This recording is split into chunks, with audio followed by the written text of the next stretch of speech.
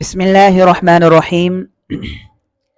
ہمارا زاویہ، ہمارے معاشرے کا زاویہ، نقطہ نظر اور منبع اور سوچ یہ ہے کہ جب پیسے ہوں گے تو شادی ہوگی، جب پیسے ہوں گے تو بیاہ ہوں گے، جب پیسے ہوں گے تو نکاح ہوں گے، جبکہ اللہ اور قرآن مجید کا یہ زاویہ نہیں ہے۔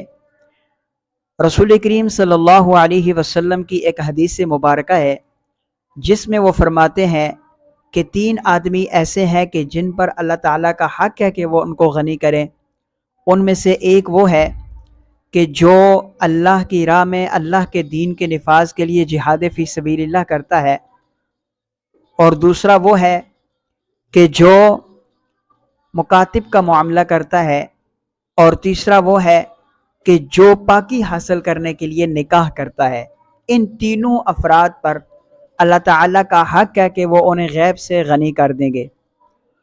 اسی طرح قرآن مجید کے اندر سورہ نور کی ایک آیت ہے، اس میں بھی اللہ تعالیٰ فرماتے ہیں وَأَنكِحُوا الْأَيَامَ مِنكُمْ وَالصَّالِحِينَ مِنْ عِبَادِكُمْ وَإِمَائِكُمْ إِن يَكُونُوا فُقَرَاءَ يُغْنِهِمُ اللَّهُ مِن فَضْلِهِ وَاللَّهُ وَاسِعٌ عَلِيمٌ۔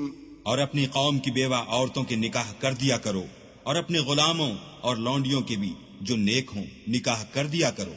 اگر وہ مفلس ہوں گے تو اللہ ان کو اپنے فضل سے خوشحال کر دے گا، اور اللہ بہت وسعت والا اور سب کچھ جاننے والا ہے۔